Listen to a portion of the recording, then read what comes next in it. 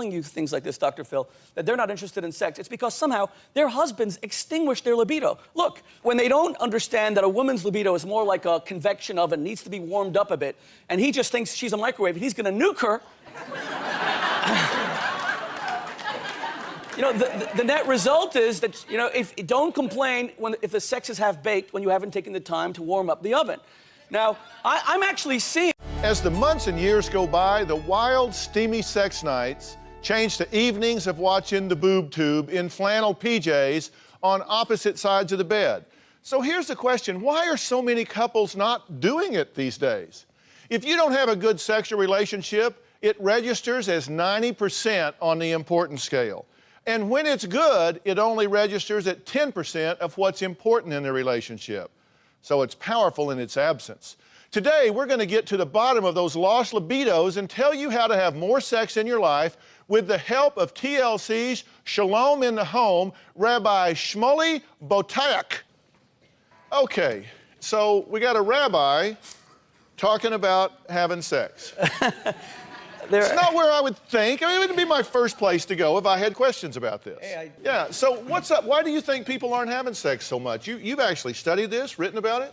What's going on? Well, Dr. Phil, I think there are three great misconceptions in our society about sex. The first is, if we flood the culture with all these sexual images, we're actually going to be sexier. That's not true. Sex works with mystery. It actually thrives behind shadows.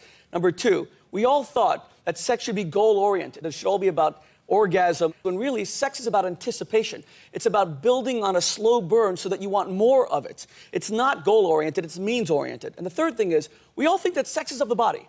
That if our sex life is dying, if I go on the treadmill, or if I get all kinds of surgical procedures, I'll look more attractive, I'll have more sex with my husband. That's also not true. Sex is primarily of the mind. But there are a lot of women that say that they don't want to have sex. They say, I want to have sex, but I just don't want to. I'm tired, I got kids, I got problems. He's a schmuck. And, you know, we used to get along, but now, you know, there's a lot of women have said to me that they don't want to. I don't mean they said it to me because I was asking. I mean, let me get that right. It came out way wrong, didn't it? I've heard a lot of women say that they don't even want to have sex. So what's up with that? How do we change that? Yeah, you know, it's actually interesting because we have this idea in our society that's the men who always say to their wives, how about sex tonight? And she says, not tonight, I have a headache. And yet the man can have an axe lodged in his head and he's still ready. You know, it's actually not true. Women are much more sexual than men. So when women are telling you things like this, Dr. Phil, that they're not interested in sex, it's because somehow their husbands extinguish their libido. Look, when they don't understand that a woman's libido is more like a convection oven, needs to be warmed up a bit, and he just thinks she's a microwave and he's gonna nuke her, you know, the net result is that, you know, don't complain if the sex is half-baked when you haven't taken the time to warm up the oven. Now, I'm actually seeing, you know, a reverse. It's quite amazing. You mentioned at the beginning of the show that in these tough economic times, sex is actually on the decrease, and that's true. It's men today who aren't touching their wives. I receive so many emails from women who are trying to describe the excruciating nature of lying there naked in bed night after night, and your husband thinks that you're some sort of mannequin. You don't need to be touched, you don't need to be fondled. Rather than playing with your assets, this guy's playing with the remote. And one of the problems that I see is when people start being moms and dads, they stop being friends and lovers. They just think, oh, I've got a higher calling, this is more important. And so they let that crowd everything out, and I think that's an all-around bad deal. So how do we rekindle all of this? I mean, how do we get this back going? Well, first of all, there's the practical, and then there's the more erotic. Practical is simple. You know, we have to minimize television watching in the bedroom. I mean, come on, is it really fair for a wife to have to compete against 500 channels of TV and all the... I don't know, I think it's reasonable. Well, you're sure excluded, of course, yes. Is she smiling? All right, go ahead. And then also we need to create function-free zones. You just mentioned that after people become parents, they actually start talking about who's going to take the kids to ballet and who's going to pick up the dry cleaning, and they don't communicate as a man and a woman. 9:30 p.m. and on should be a function-free zone. But what I'm also more focused on is the need to bring back these erotic principles. For example, one of the things that kills off sexual desire more than anything else is the loss of novelty. We all need new things to make us excited. We read the news, not the olds. So the same thing is true in our sex lives. Novelty does not mean something horizontal novelty. You need something pornographic. You need new flesh. Novelty can mean that you probe the erotic mind of your spouse. I wish that husbands would give their wives erotic interrogations. Depends what happened before that. You say you're a Christian family, and I see there's so much love between you. But you know, Dr. Phil, I see this very often, that couples have love, but they don't have any lust. Now, what's the 10th commandment? You shall not covet your neighbor's wife, which means you sure as heck ought to be coveting your own wife. Lust is an essential part of a relationship.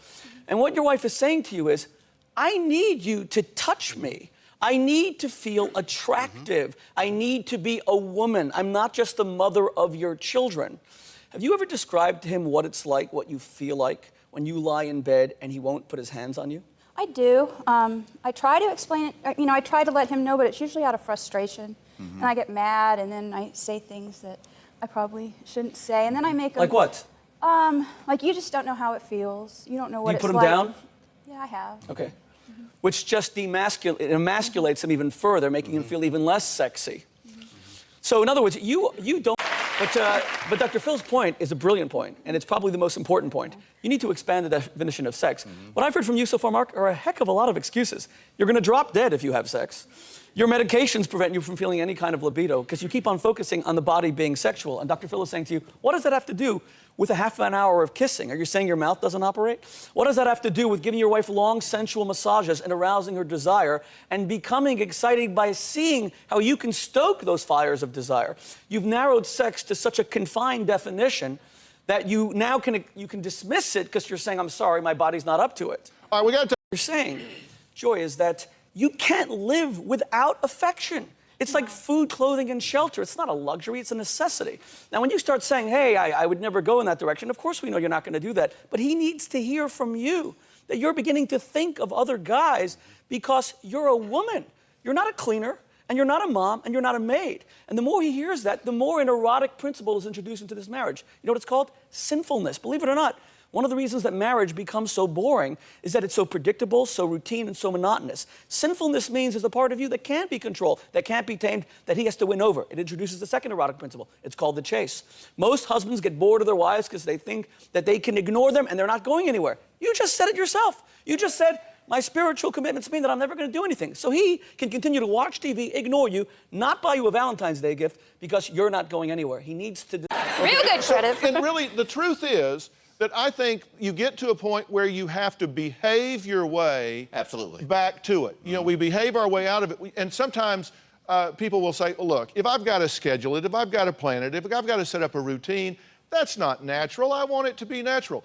The stranger it feels, the worse you need to do it. You need to truly behave your way back to success. The rabbi, I think one of your great points is compartmentalize. You said after 9:30, there's no functions. You're not moms and dads and bill payers and problem solvers.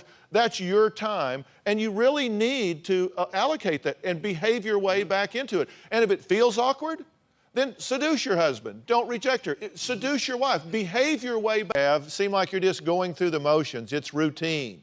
Now, Rabbi Shmuley is joining me today because he says more couples use sex as a sedative rather than an arouser. And that is exactly what Kim says her husband Adam is all about. Rabbi, explain what you mean. Well, think about this. We have dinner because we get hungry. And then once we finish having dinner, we're satiated and we're no longer hungry. That's how we treat sex. We have sex because we're horny. So we have it in order to not want it. That's bizarre. That's why the ancient tantric masters, for example, always said, you should have sex without climax. Sex should have a means orientation instead of a goal orientation. Sometimes you need to build arousal and build arousal over a few nights so he doesn't come home tired. You begin to live erotically. You're amazed because you have all this energy coursing through your veins. Now, I noticed in the notes about your marriage, Adam, you're a pretty jealous guy, aren't you? Yeah. You don't even like your wife wearing skirts because it's a bit suggestive, is that right? Yeah. And then you don't feel tired when you're jealous, right? And what is jealousy? Jealousy is a feeling that, oh my gosh, I can't be complacent about my wife because what if some guy wants her and wants her more than me, treats her better than me, and she begins to reciprocate his affection? Your tiredness comes from complacency. You think you have her. You don't. The first thing that a woman wants is to be the object of desire, and they can't, and they'll succumb to almost any guy that does that. And I don't mean literally or physically. I just mean that wives never tell their husbands about their fantasies about other men who make them feel desirable. And you know what? I think you're at the stage, Kim, when you have to start sharing those things with your husband. You guys have to start having erotic conversations, and you'll see him wake up. But that means you have to go beyond inhibitions. One of the most important erotic principles is called reckless abandon. It's where a man feels his wife is so hot, so desirable, that he'll do crazy stuff. And that's why Dr. Phil was asking you. You're sitting there in a hotel in Hollywood. Where was the crazy stuff? Well, the crazy stuff was happening. Well, today we've been talking about how to stop fighting and have more sex in your relationship. There's a lot of stress out there right now, and it really does distract people. They don't sleep as well, they don't eat as well, they stop exercising, and they stop having sex. Now, the health benefits of sex extend well beyond the bedroom. Turns out, sex is good for you in ways you may never have imagined. Number one, it relieves stress. Number two, it boosts immunity. Number three, it burns calories, improves cardiovascular health, and it does boost your self-esteem because you feel desired. Now, let me ask you guys something here, because I want to bring this full circle to create change. You heard me saying to Mark and Joy, you got to behave your way to success, right? Rabbi, you agree with that? You got to behave your way to success. And the stranger and more structured it feels, like you think, well, this should be natural. This should just come naturally. The more strange it feels to have to paint by the numbers, the more you need to be painting by the numbers, because the fact that it feels awkward or strange tells you how far off center you really are. You've got to recognize that you've got to do something different here. You need to stop attacking. You may feel justified. It will not work. It is not erotic. It is not arousing. It is off-putting. If you attack and call names and belittle and demean, and you guys have 2 children. You pregnant? Yes. You got 1 on the way. Yes. So we know there's some activity. At least 3 times. Yeah, we know they've had it 3 times, okay? But this is a time that you don't wait for your partner. You need to wake up every day and ask yourself, what can I do today to put sex back in this marriage? You need to wake up every day and say, what can I do today? Not sit there and wait for him, well, I will if he will, I will if she will. It's not about a standoff. It is about you taking personal responsibility for the climate inside your marriage. And you can do that.